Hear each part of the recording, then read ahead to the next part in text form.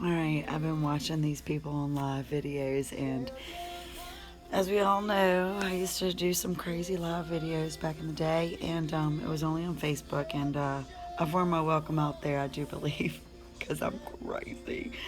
However, all these preachers that I'm watching and listening to are, I'm reaching out, I'm like, look, I'm going through a hard time. I have been through a hard time. I've been through more than most. And I really am crazy, but not that kind of crazy. Coming out of a very bad situation, it's really bad, but I'm surviving it. It's severe domestic violence, severe to levels I can't even explain right now because it's too much. As I go, I feel that maybe that's what the Lord's leading me to do, is to tell my story. However, I'm still married, and it's still very complicated. But overall, my spirit's broken, my soul is crushed. I'm believing in faith, and it's very difficult to believe in faith. You know, you pray about something and you think about something and you say, I'm gonna, I don't even know what a good example is, but it's something to the effect of, oh, I believe I'm going to have a car and I'm going to make it to church and I'm going to maybe, maybe not church, maybe a movie or something, I don't know, but then you say, when life gets really real and you pray for things that are very deep and very serious, and then it turns out you prayed something into your life that maybe you shouldn't have, and then you're stuck with this complication of who am I as a person that I'm praying for a miracle. And the connotation over domestic violence is nobody likes them. Nobody likes an abuser. Nobody. Preachers, anybody, they'll say, oh, it's violent, get out of it. Well, I get that. Okay, I completely understand that. I'm not coming from an area of sickness when I say this. There are syndromes and things like that, battered women syndrome, and all kind of incest syndromes and things like that that make people actually do that kind of stuff and live in those kind of environments, which, by the way, is me.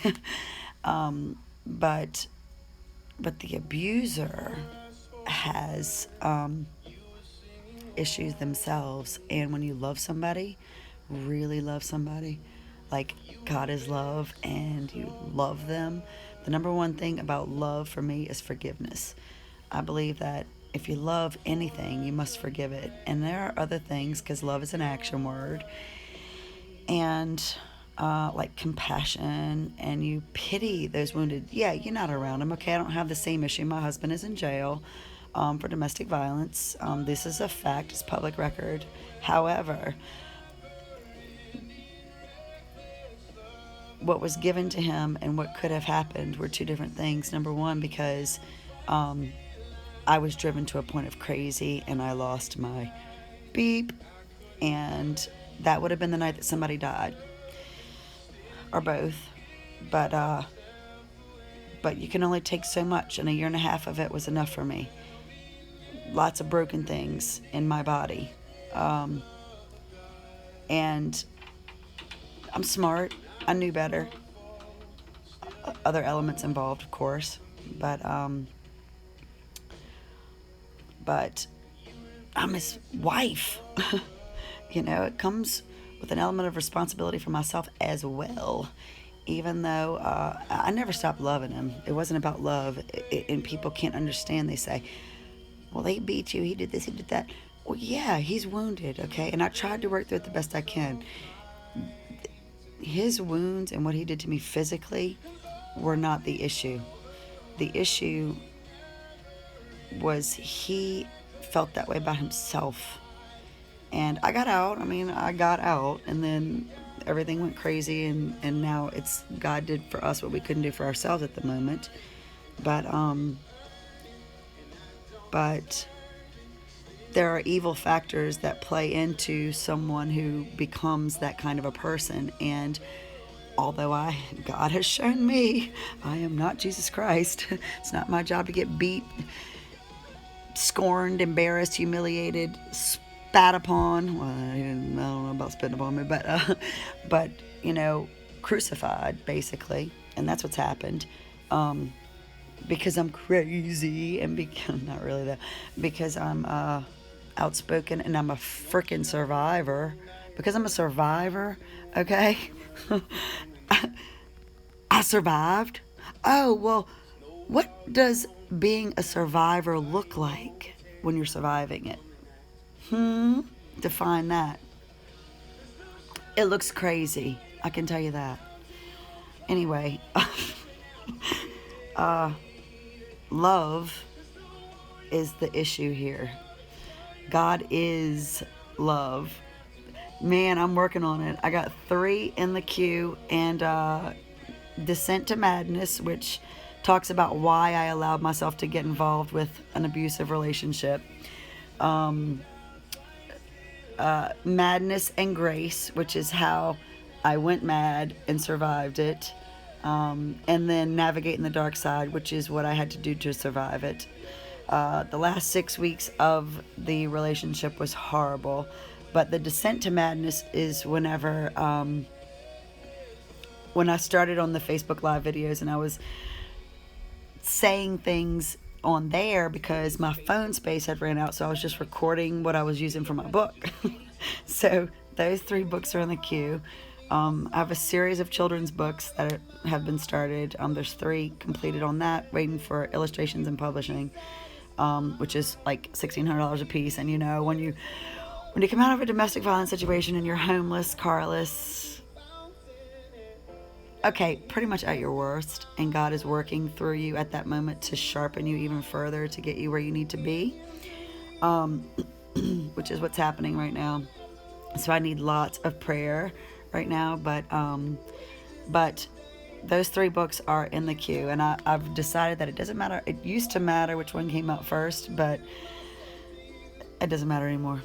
They all kind of tie in and tell the same story. Yes, indeed. It's been a long haul, but I'm going over my videos and I'm gleaning little things out of it that will be in the book and stuff like that, and it's the same thing. It's the same theme, because initially when I started doing the live videos, my family had been attacked and we were innocent, and I had to fight that and almost lost everything at that point in my life. And then I met my husband, whom I dearly love, but we had a wild ride. We had to go, I'm not going to lie, and I needed it in my life at that time because I was at my wit's end and I didn't know what I was going to do with myself or my life, and I disattached. I lost everything. Not because I was an addict or anything. I mean, I was in love and married an addict, and I have already believed God for a miracle. So that's what the point of this thing is that I believe that anybody can be saved, and that's where I'm at with this whole thing. But I'm torn right now. That's why I started this video tonight, because I'm really torn about faith. My faith is being tested really hard right now, because every single second of anything I ever put into that man in our relationship was came back at with other females, with evil, straight out evil. I'm talking about evil things that may come out in a book later, you know what I mean? But the novel that I'm writing is going to take about 3 years to complete. But it's just been nonstop, and God told me He cannot control someone's will, their free will, and His, namely my husband's. And well, I'm praying for him right now. He's good-hearted, and I love him. But that was what I was talking about. So now this stream, I guess, is going to be very dimensional about God's love, because I forgive him. I don't have to be in it. I don't have to be around it. I don't have to, be any of that right now until things change and get better. But at the same time, I'm grieving. I miss him. I lost everything in my life so much, and once this pans out a little bit better, and I've healed a lot. I was in therapy for 4 days a week in the beginning of this thing, and I'm down to 2 days a week now, and I am technically homeless. I am carless for sure, and the only thing worse than being homeless with a car is being homeless without one. So that's just a little FYI. But when I went into doing the videos to start with on Facebook,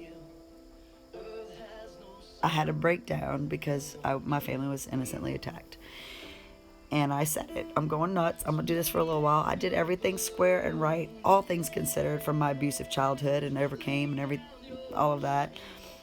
And it was like, it doesn't matter what you do. It doesn't not matter what you do. The devil can rip it right out from under you. So at that low point in my life, I got involved in something that I needed to be involved in. I wanted to be involved in. It was a lot, and it served its purpose because I guess I hated myself, and kind of still do, but not like that.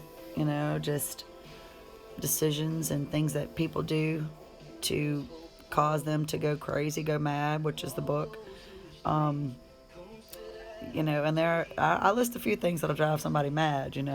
Something like a 2-year-old that runs around eating noodles and dropping them all over the place all the time. That'll drive a person mad. But I'm talking about on a real level of what will drive a person mad. And in my case, it was being my entire life plagued under being an innocent person that was attacked, and having to fight for my family's innocence, staying close to God, and knowing that you're good, but always seeming to be in shenanigans that you just cannot help. It's like, and this is crazy, forgive me, but it was like constant parasites in my entire life. And I'm not saying I'm innocent, because I wasn't, but what I learned about myself is that I was a survivor constantly that kept perpetrating the victim cycle. I kept putting myself into a cycle that made me a victim, because I kept attracting and entertaining people and things that were not healthy for me, because I had been through it all and had done it all, and I was non-judgmental. Therefore, I thought everyone had a heart like me, and everyone could, get through it, and did the work that it took to get through it. And it's not so. That's not true, This is what I'm learning right now in life, is that it doesn't matter what situation that you put yourself in. Number one, you got to forgive yourself, because you have done it to yourself. And number two, that with healthy boundaries, lots of therapy in my case, a strong relationship with God, you don't put yourself in those situations, which was my problem. I kept perpetrating the victim cycle. I was hardcore, man. Look, I'm a ride or die. I survive, whatever it takes. And it has almost killed me several thousand times. But, that's what happened, essentially, is when I went into the to the victim cycle again, which I was a victim, and that's the point. Like, it's like, that's what'll drive a person mad, is when you are a victim your entire life, starting at a very young age, which is what the novel tells all the stories, okay? It's a fiction novel too, by the way, I decided. But the 3 books that are Descent to Madness, Madness and Grace, and Navigating the Dark Side are about getting through it on a daily basis.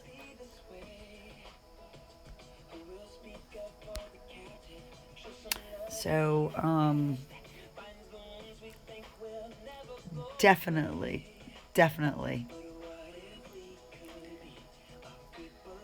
Oh, thank you, Lord.